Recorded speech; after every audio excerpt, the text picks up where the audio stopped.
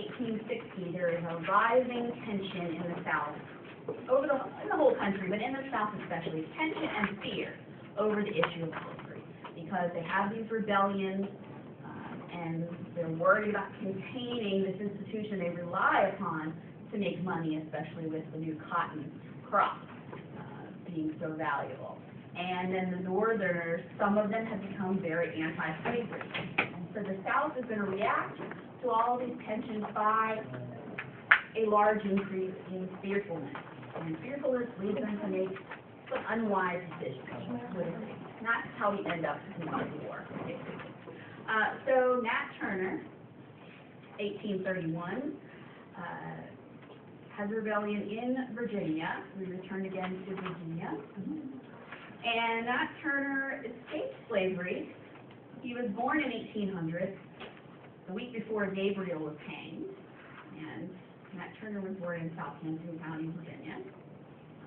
And he always talked about having a keen sense of connectedness with religion. One thing that's interesting about Nat Turner's case is that unlike Vesey and Prosser, he made a full statement. He actually told the whole story to a doctor who visited him in jail after he caught. And so we actually have a first-hand account of why he decided to have a rebellion, why he makes the decisions he makes. It's called the Confessions of Nat Turner. They have here at the library, actually. I've got a window one. So for once, we have the first-person account of how he comes to be the leader of the slave rebellion. And Turner runs away in 1821. He's 21 years old. But he returns to slavery after about a month because he had a religious vision. And in the vision, the Holy Spirit told him that he needed to return to slavery and that he would receive a message later on. But just for now, he needed to go back to his earthly master. So a few years go by, and he's working in a field and has another vision in which he sees lights in the sky and prays to find out what they mean. And he says he saw blood on the corn and tried to interpret this vision as to what the message was.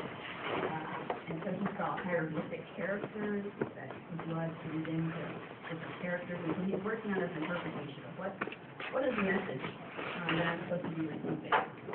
And then he has a third vision, and he heard a loud noise, and the Holy Spirit appeared to him and said that the serpent was loosened, and Christ had laid down the yoke he had borne for the sins of men, and that I should take it on and fight against the serpent. For the time was fast approaching when the first should be last, and the last should be first. And by the sign in the heavens, that it would be made known to me when I should commence the great work. And until the first sign appeared, I should conceal it from the knowledge of men. And on the appearance of the sign, I should arise and prepare myself to slay my enemies with their own weapons.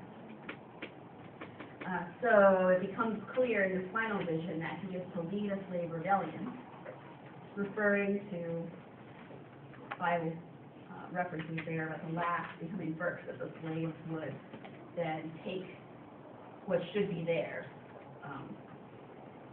and take revenge on their earthly master. So he sees an eclipse of the sun in 1831, and he takes this to be the sign. In his vision, he said, the Holy Spirit said, look in the heavens for a sign. So an eclipse happens, and he takes this to be the sign that they should plan a rebellion. And so he starts talking to his friends. And in August of 1831, they end up starting their rebellion. So first they set out to the owner of Nat Turner, a man named Mr. Travis, and they killed the entire family as they lay sleeping. And then they continued on from house to house, killing all of the white people they encountered. So here we have a break. If you remember way back to the Stono Rebellion, they intentionally spared, and this happened in other rebellions too, spared people who were either kind to their slaves or were non-slave owners like Quakers or other religious people. In this case, Turner says, kill kill all white people, and they even kill a baby. And when one of the men expresses some grief over this, Turner says he would have grown up to be a slaveholder. So it was the right thing to do. So they go house to house, killing everybody they encounter. Who was the name of the rebellion? Nat Turner. Oh. Nat Turner's rebellion.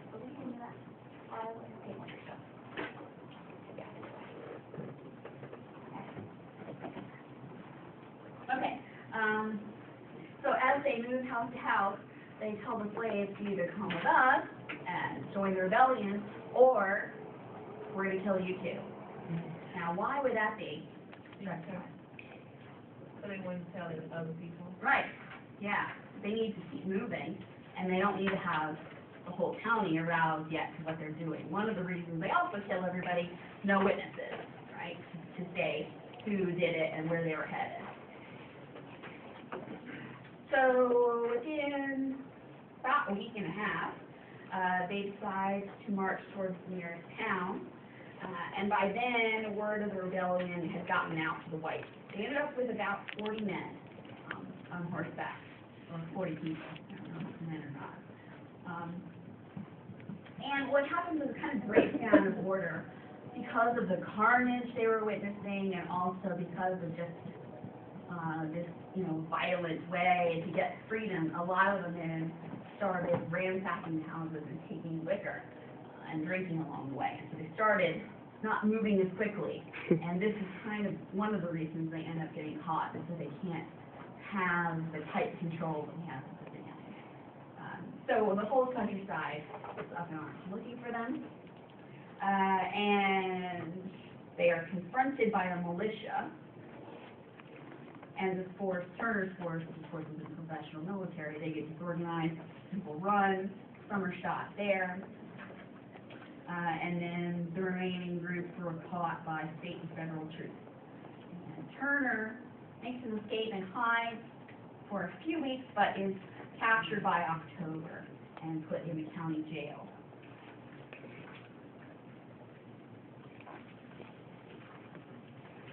All right, so some pardons are offered to a handful of slaves who are willing to give testimony against the main conspirators. And they do that.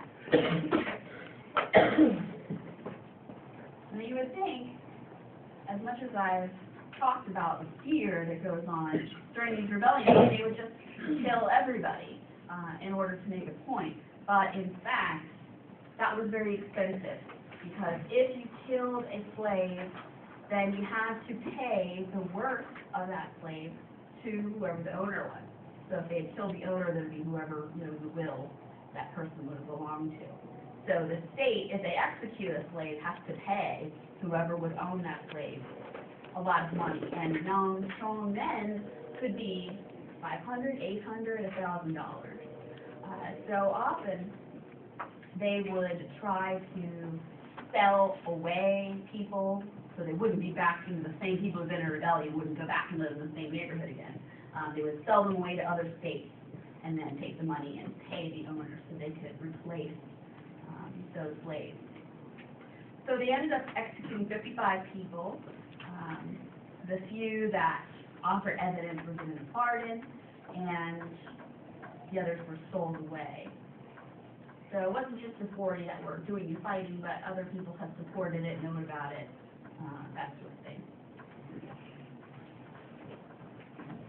There was a hysterical climate that happens after all of these incidents, where people are very fearful in the South. They're holding their hands on top of a powder keg. It's like standing on a landmine. They know with slavery, because you can't hold sometimes the majority of the population in a county in servitude like that without it exploding here and there. So they're always afraid of that. And so people after Nat Turner's rebellion start attacking both slave and free blacks. And about 200 black people were murdered by white mobs out of fear and rage over Nat Turner's rebellion. Slaves as far away as North Carolina were accused of having some kind of connection with the insurrection and were tried and executed. So the hysterical, I think the word hysterical is appropriate here, climate of fear. And in fact, Virginia state legislature considers abolishing slavery after the rebellion, but they did not do it. So it would have been interesting historically if they had decided to end slavery there. Would it have influenced other states? You know, opportunity is lost there. Okay, I've lost my outline.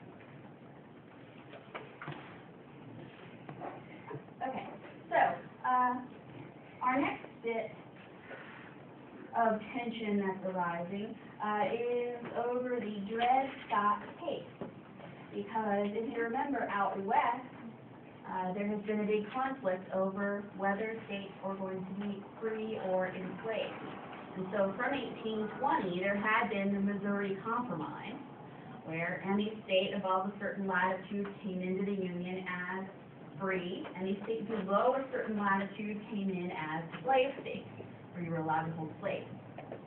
And Dred Scott was an enslaved man who was held in slavery in a free state in the West. And this is going to be the basis for his case. He is taken by his master into a free state. He finds out after the fact, because masters would take slaves into free states and sometimes abroad to foreign countries, because they relied upon the ignorance of the slaves. And they relied upon it to a degree that was kind of unreasonable if you think about it. They so blocked out the fact that these were people that they would sit there around the dinner table and have discussions about slavery and abolition and the law while the person is pouring the drinks and, you know, serving the food, thinking, oh, they're not listening. But of course they were. So Dred Scott catches on, realizes he has a basis for suing for freedom. And abolitionists in the North are looking for a test case to try to somehow attack slavery legally. They try the moral argument, slavery's wrong, you should be doing it.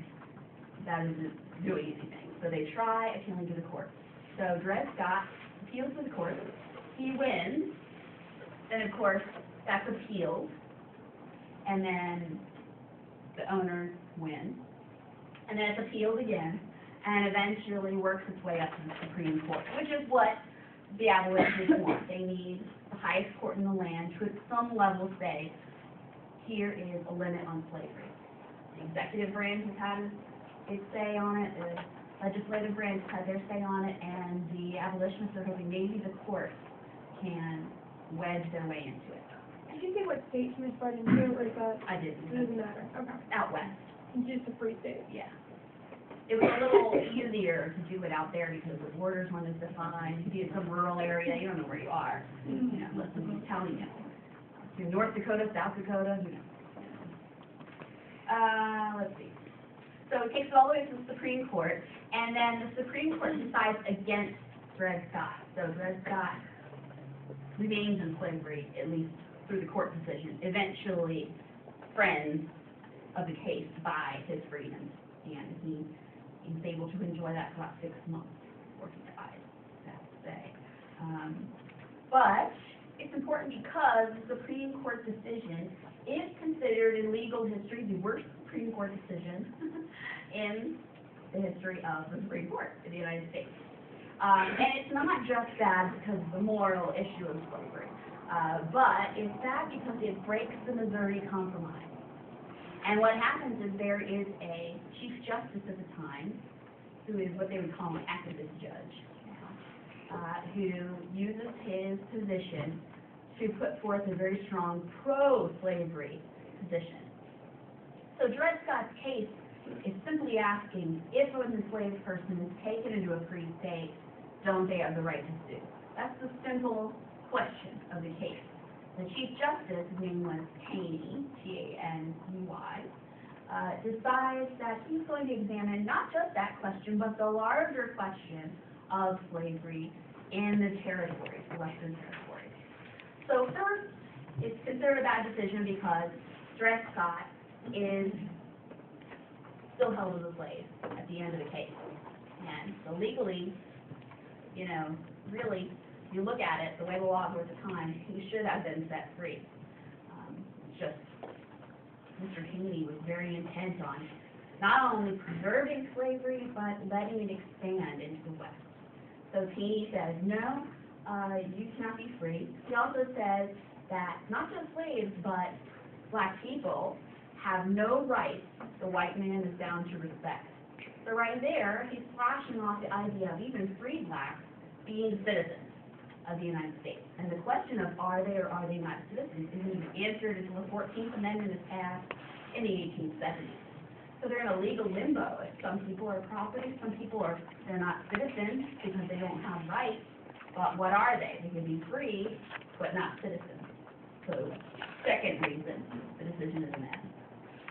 And then he says, not only do I not like Dred Scott, and I think he doesn't have any rights, but the Missouri Compromise, which had held the country together from 1820 until 1847, is not constitutional.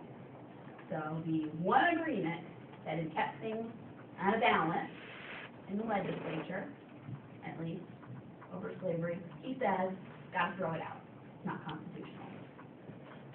And so this leaves open the whole question again of, well, okay, so if the Missouri Compromise is not going to be the way we decide how Western states are slaves or free states, then how do we decide and how do we keep this balance? Everybody involved is desperately trying to avoid what's going to happen, which is the Civil War. So they're trying to make compromises, agreements, whatever they can do to not have a Civil War. And what they don't realize is they're like marching straight towards conflict. All right, so Dred Scott's case is the first chink in the armor of the Missouri Compromise. The next thing that's going to happen is California statehood. In 1849, California decides to enter the Union without going through the previous process, throwing away the Missouri Compromise, and saying, well, we're going to create a state constitution, and that state constitution is going to ban slavery. And then we want to enter the Union after we created the state constitution. And people on the pro-slavery side freak out. So they're saying, well, wait a minute, you know, how is it you can do that without going through a federal process to be a slave state or a free state? It's a very large state, so that means a lot of representatives coming into the government that would be anti-slavery representatives. So essentially an agreement is reached for California. I won't go through all the political particulars of it, but it's another compromise agreement where some things are given and some things are not given. And California enters the Union in 1850. And at 1850, we will pause there and just take a picture of the nation as it is in 1850. And we'll see one of many things is how kind of outrageous this fear the Southerners had. Okay, the South in 1850 had the president, who was a slave owner. They had a majority of the cabinet officials who were pro-slavery, and a majority in the Supreme Court with Chief Justice Taney. Yes. President, pro-slave, and naturally his cabinet members are pro-slavery, and the Supreme Court, which, you know, those are lifetime appointments, so those guys weren't going anywhere unless they died. And the Chief Justice was very pro-slavery. There was an equal number of states in the Senate, so if there had been a bill managed to get to the floor to try to ban slavery or, you know, hold it in some way, they could have vetoed it. They had enough seats in the Senate. And in fact, there had been a resolution passed some years before where you couldn't even talk about slavery on the floor of the legislature. You weren't allowed to bring it up as a topic. So, you know, there really was not politically much to fear for them. It just shows how far this fear from rebellion, from the few abolitionists. Abolitionists were a minority in the North. Most people were indifferent to slavery. They ate sugar, wore cotton clothes, really didn't care, for the most part. Yet the South was deeply worried. California, coming into the Union, was going to tip down to the Senate and set a pro-free state precedent. Some of the other territories, like New Mexico and Utah, that were trying to enter the Union, looked like they might be pro-state as well. Also, one of the agreements with California statehood is that slaves would no longer be bought and sold in the nation's capital, Washington, D.C., and that made the pro-slavery people angry. And they're angry over runaway slaves, which are being assisted by people in the North in the Underground Railroad. And there had been that Fugitive Slave Act from the Constitution that said people had to be returned if they were runaways, but most northern states were not all that concerned about returning this lost property as they saw it. And they just kind of ignored the runaways for the most part. And then a few abolitionists and free blacks, of course, were helping people to escape. So when California applied for statehood, people threatened to leave the Union then over just California coming in and tipping the balance in one way, when they hold every other important office you can think of. All right, so a compromise is made in 1850. Part of it is admitting California as a free state. Second, abolishing slavery in Washington, D.C. And then allowing popular sovereignty would be the new way that states would be decided, free soil or slave state. Popular sovereignty. That meant the people that lived in that territory, when the state applied, would vote, and the popular result of that would determine whether they were a free state or a slave state. And the sweetest part of the deal for the South, a very strict fugitive slave law. So we have the Fugitive Slave Law of 1850. And it's all part of the Compromise of 1850. California comes in as a free state as they wanted. No more slavery in the nation's capital. Popular sovereignty would be the way that new states would come in, fighting free states, slave states, and fugitive slave law. The North gets the better end of the deal. The South was so concerned about this fugitive slave business that they actually give up quite a few things there. So California does tip the Senate in favor of free soil. A lot of Northerners might not have cared about slavery, but they wanted there to be opportunity in the West for working class, low skill or no skill white men. So they were concerned that if the South took over all Western territories, then it would be all slave labor, and then there'd be no jobs for anybody, because why would you hire somebody when you can just make slaves do the work? And the fugitive slave law will become the single biggest source of friction between North and South from 1850 up to Lincoln's election. It's actually a major blunder by the South. They thought they were getting something good here, but it brings the issue of slavery into the backyards of Northerners, because what it requires is, and this is interesting when you look at it from a states' rights point of view, that if someone runs away, say they run away from Virginia, and they make it all the way to Philadelphia, right? Philadelphia, free state, or Pennsylvania, rather, is a free state. That means that people from Virginia can go into Philadelphia and retrieve that person. Slave catchers can cross state lines and go retrieve people. It's the previous agreement, the Northern Authority had to return that person, and they were not really inclined to look into this issue. Southern slave catchers are paid per head, how many people they return into slavery. And so they're very motivated to go get people and bring them back. So motivated that they kidnap a lot of free people and put them into slavery. Because a special court system was set up just for fugitive slaves, where there isn't even a regular, they don't go to a regular court, they don't get a jury, they get seen by a judge, and the court is paid $10, the person is returned to the South, and $5 if they're found to be a free person and set free. So the monetary incentive there is obviously in favor of keeping the person or returning the person to slavery.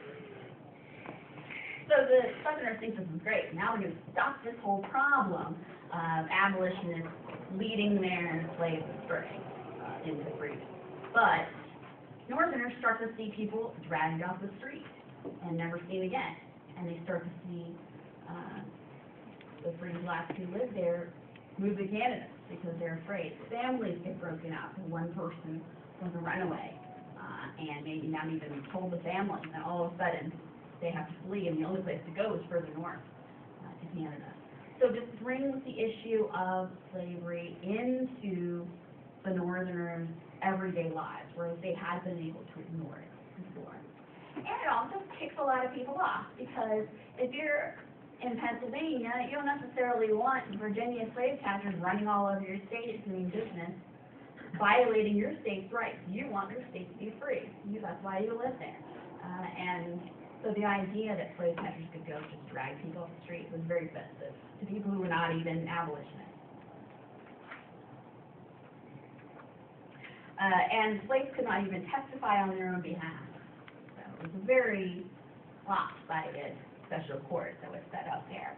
And it's very obvious to the Northerners how crooked the whole system is.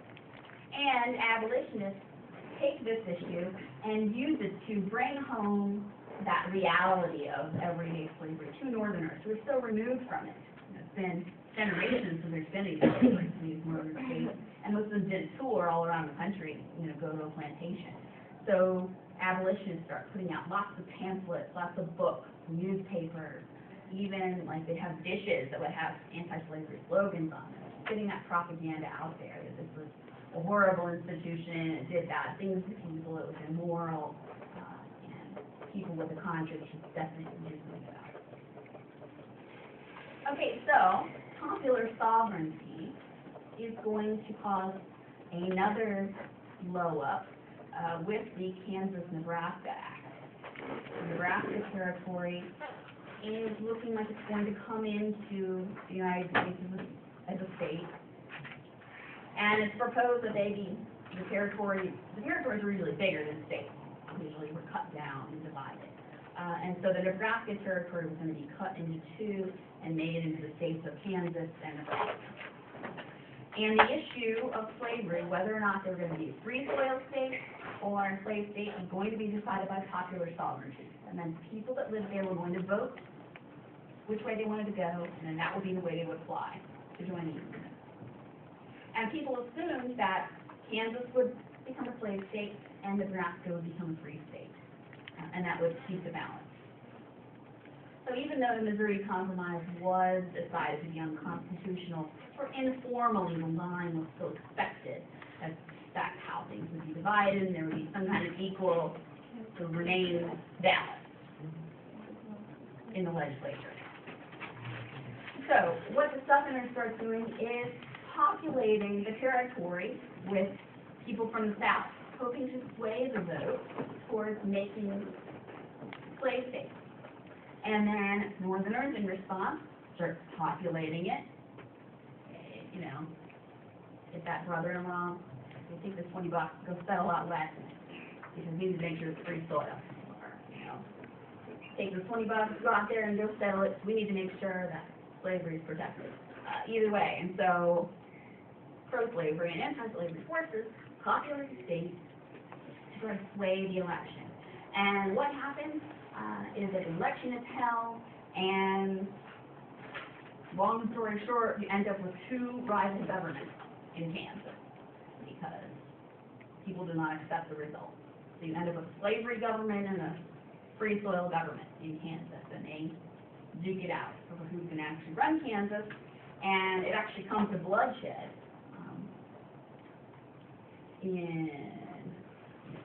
the act was passed in 1854, and by 1855, it's called Bleeding Kansas, because people are actually getting in fights and getting killed over the issue of slavery.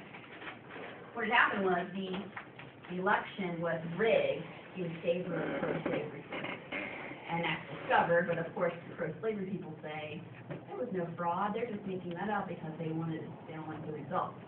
So that's how you get a book go. So it's a mess. So Kansas was forced slavery?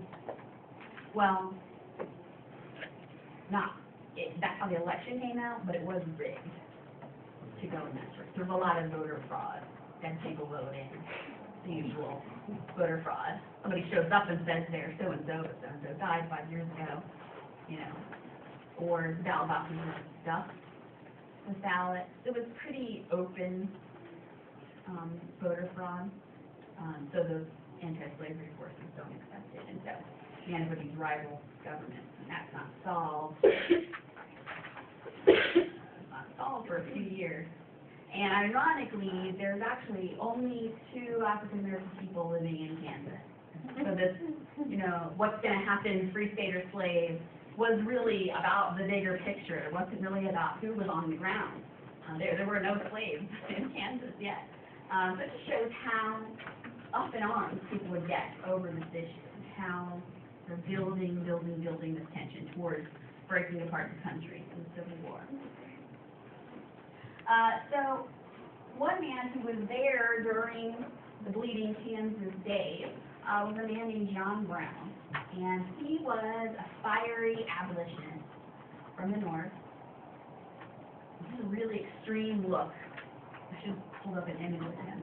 You've ever seen a picture of John Brown? He was very angular face, big bushy beard, and he would get very fired up over the issue of slavery. He was a white man. And he and 2 of his sons were out in Kansas when all of this was going on. He was a very radical abolitionist. You had, first of all, very few people in the North were abolitionists. And then within the abolitionists, you had people who were very radical and people who were kind of middle of the road.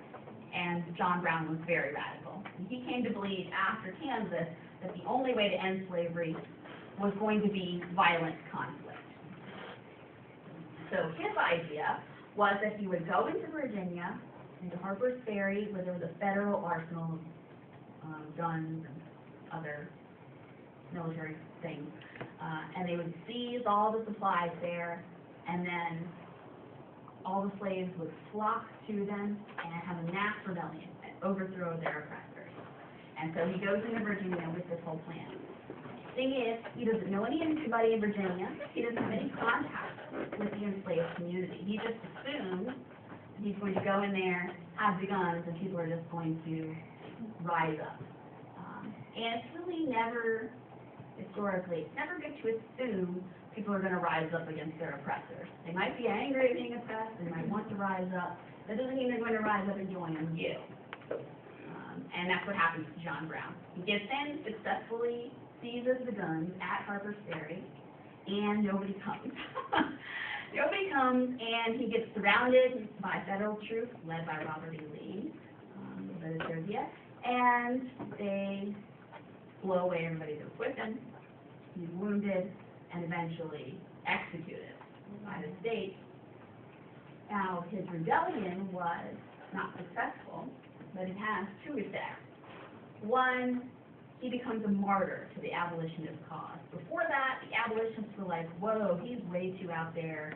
He's on the fringe of our movement. We need to pressure the government, you know, pressure people morally. That's the way to end slavery. And now, you know, there's a whole song to the tune of Battle Hymn of the Republic, all about him being martyred for the cause.